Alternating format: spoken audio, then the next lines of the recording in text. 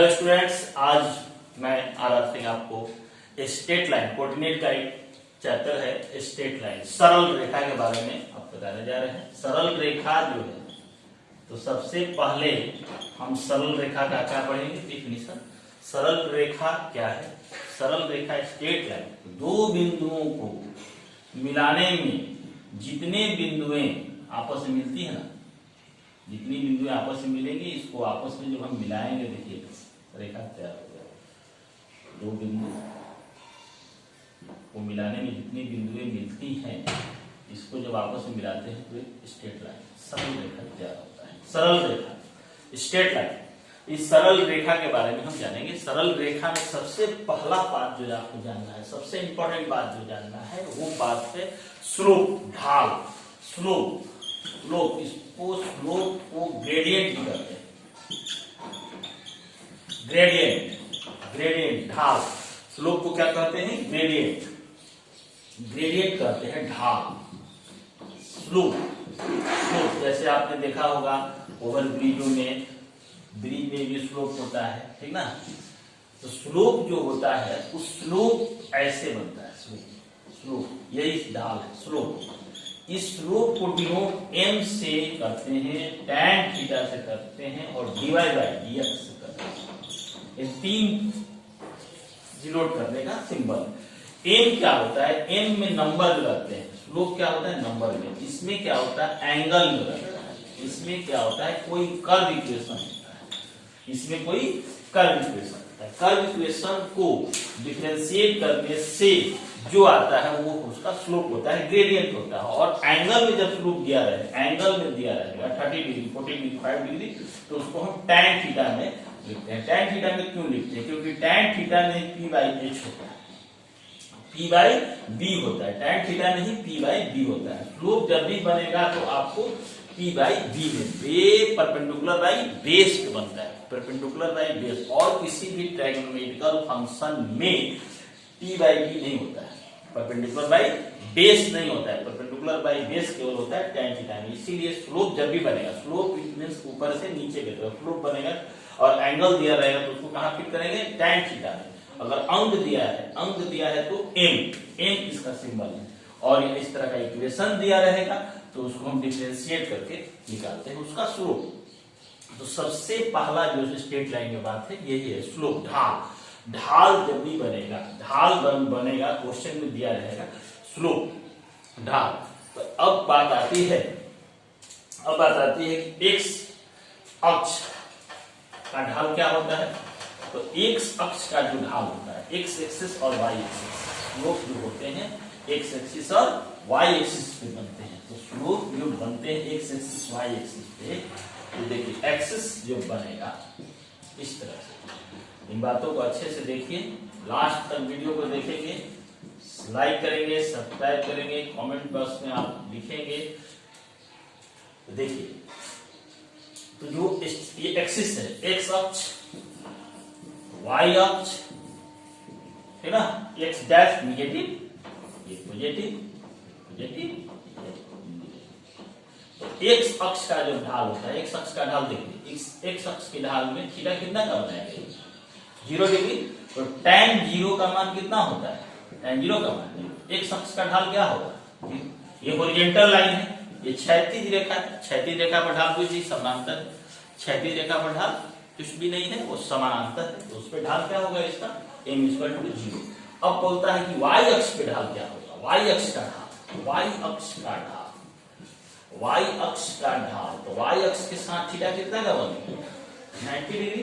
Theta जब 90 degree जब बनेगा तो tan में जब हम 90 डिग्री लिखेंगे तो tan 90 डिग्री क्या होता है? Infinity, 1/0 infinity.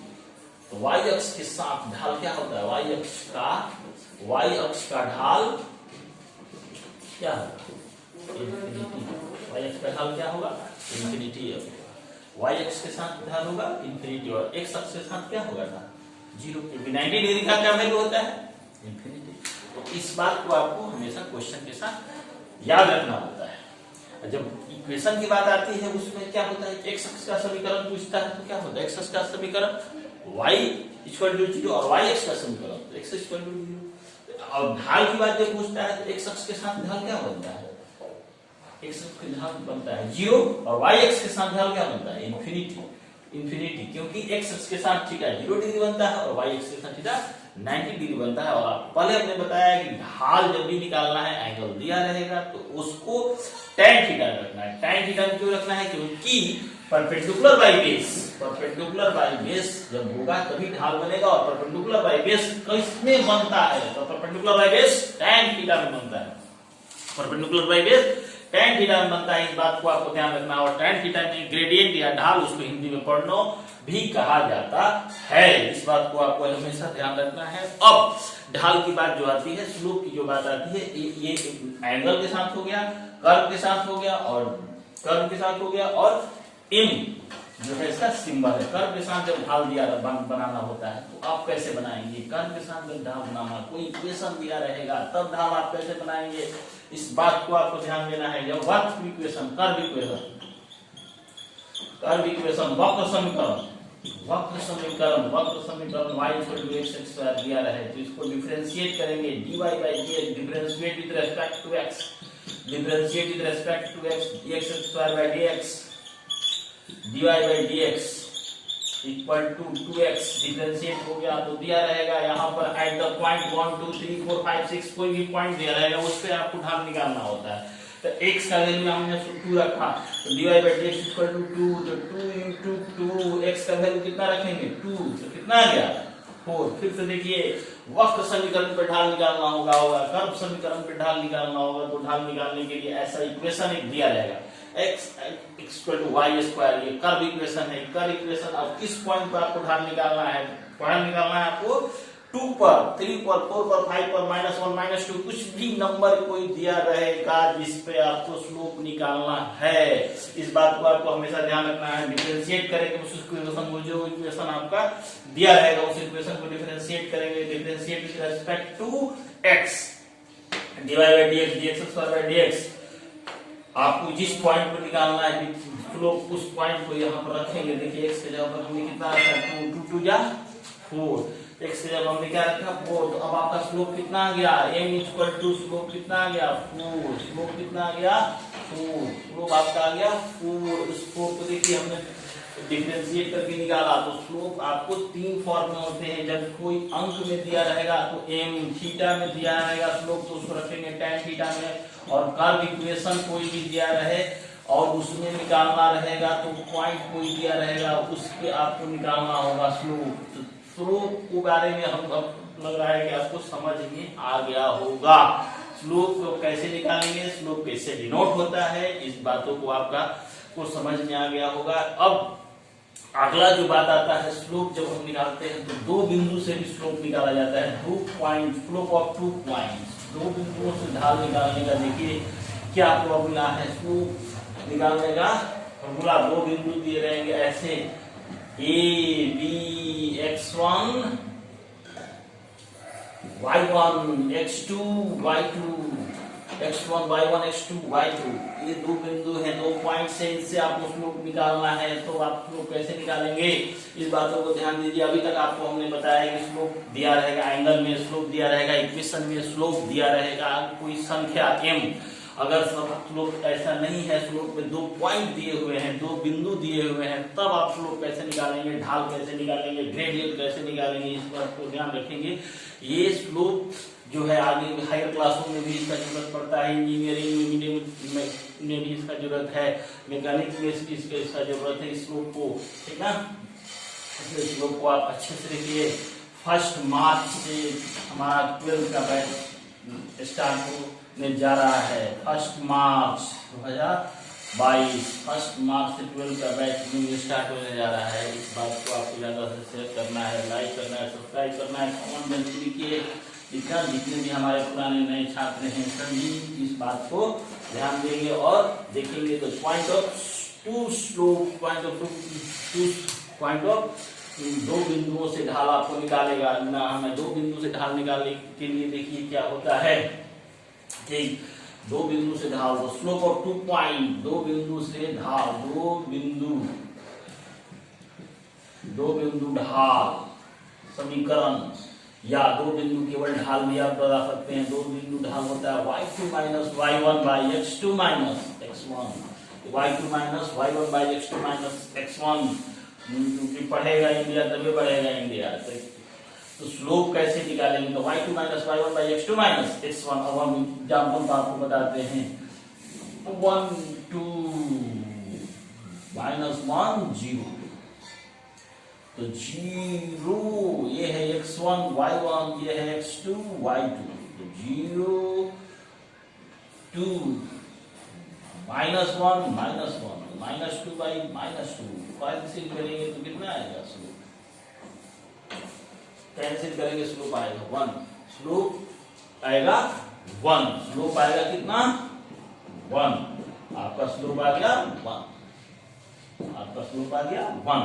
तो स्लोप 1 आ गया। दो बिंदु से जब भी ढाल निकालना होगा तो आप फॉर्मूला लगाएंगे y2 minus y1 by x2 minus x1। किसी भी पॉइंट को हम x1 और किसी भी पॉइंट को y1 मान सकते हैं, किसी भी पॉइंट को x2 y2 ले सकते हैं। ये हमारा x1 y1 है, इसको भी हम x1 y1 लेंगे तो उतना ही बात आता है, ठीक ना।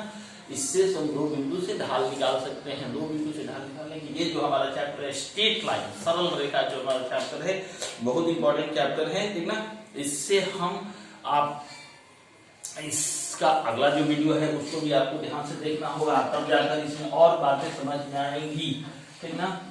आगे जब हम आगे बढ़ने जा रहे हैं उसमें जो बातें हैं वो है दो रेखाएं जब आपस में क्रॉस करती हैं, दो रेखाएं जब आपस में क्रॉस करती हैं तब उसके बीच का एंगल हम कैसे निकालते हैं, तो उसके बीच का एंगल कैसे निकालते हैं।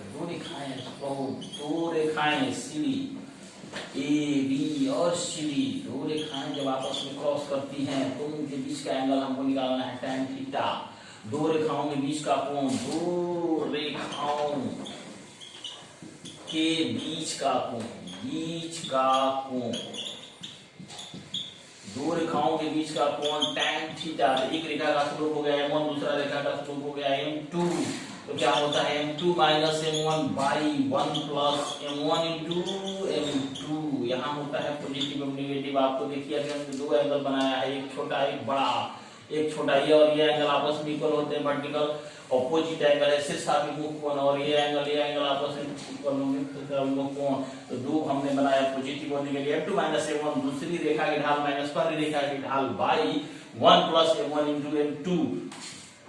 पहली दूसरी रेखा की ढाल माइनस पहली रेखा की ढाल by 1 plus m1 into 1 two tan theta. इसके बीच का कोण निकालना होता है। दो रेखाओं के बीच का कोण, दो रेखाएं आपस में क्रॉस करती हैं तो उनके बीच में कोण बनता है, उन कोण को निकालने का फॉर्मूला है ये। तो इसमें पॉजिटिव और निगेटिव हमने लिखा है, इस बात को आपको ध्यान देना है। नो पॉजिटिव और निगेटिव, जो लड़ेगा वही जीतेगा, नहीं तो सीखेगा। इसलिए आपको हमेशा कोऑर्डिनेट एक बहुत इंपॉर्टेंट ब्रांच है मैथमेटिक्स का, इसको जानना बहुत जरूरी है, क्योंकि कोऑर्डिनेट्स से आपको आगे जब कैलकुलस पढ़ेंगे तो उसमें भी आपको इसका बेनिफिट मिलने वाला है। इसलिए कोऑर्डिनेट को आपको अच्छे से जानना है। और स्ट्रेट लाइन का सबसे फंडामेंटल जो चैप्टर है वही स्ट्रेट लाइन चैप्टर है। स्ट्रेट लाइंस को आपको अच्छे से जानना है और समझना है। इसमें कहीं भी कोई भी समस्या हो तो उसको लिखना है कमेंट बॉक्स में। तो नोट आपको हमने बताया है कि पॉजिटिव और निगेटिव हमने क्यों लिखा है। तो पॉजिटिव हमने इसलिए लिखा है कि ये जो एंगल होंगे एक्यूट एंगल होंगे, एक्यूट एंगल होंगे, एक्यूट एंगल न्यून कोण के केस में, न्यून कोण के केस में जब थीटा आपका 0 डिग्री से बड़ा और 90 डिग्री से छोटा और इक्वल आ जाए, इस केस में पॉजिटिव साइन का यूज होगा। इस केस में पॉजिटिव होगा, इस केस में पॉजिटिव होगा। अधिक कोण जब होगा, जब थीटा हमारा 90 डिग्री से बड़ा और 180 डिग्री से छोटा होगा, उस केस में निगेटिव, उस केस में निगेटिव होगा, उस केस में निगेटिव साइन होगा, उस केस में निगेटिव साइन होगा। जब थीटा हमारा क्या होगा 90 डिग्री से बड़ा और 180 डिग्री से छोटा हो, इस केस में निगेटिव, इस केस में निगेटिव होगा, इस केस में निगेटिव होगा। इसीलिए हमने यहाँ पर देखिए पॉजिटिव और निगेटिव लिखा है कि हम जब भी छोटा हो जाए 0 से 90, 0 30 45 60 90 आएगा तो पॉजिटिव पे वैल्यू होगा, और अगर 90 से ज्यादा और 180 से छोटा है तो निगेटिव साइन होगा। तो पॉजिटिव साइन आ जाएगा तो आपको समझ लेना है कि वो न्यून कोण है, और निगेटिव साइन आ गया तो समझ लेना है कि इसमें अधिक कोण बन रहा है, इसमें अधिक कोण बन रहा है, ठीक ना। तो ये जो हमारा स्ट्रेट लाइन है, जो फंडामेंटल चैप्टर है कोऑर्डिनेट का स्ट्रेट लाइन, वो क्लास 11 में उस चैप्टर को आपको अच्छे से समझना। उस चैप्टर में सबसे मेन बात जो था, स्लोप के बारे में हमने आपको पूरा बता दिया है, स्लोप के बारे में आपको समझा दिया है। और इस स्लोप से इक्वेशन बनता है, इस स्लोप से इक्वेशन बनता है कि x अक्ष पर स्लोप क्या बनेगा, y = x + c स्लोप का इक्वेशन है, स्लोप का इक्वेशन है।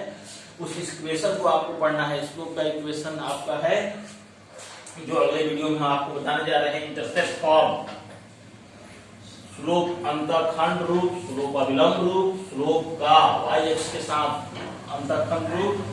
अगले वीडियो में आपको हम बताने जा रहे हैं स्लोप का equation mx + c x/a + y/b = 1, x cos α + y sin α = b equation है। ये इक्वेशन के बारे में अगले वीडियो में आपको हम बताएंगे।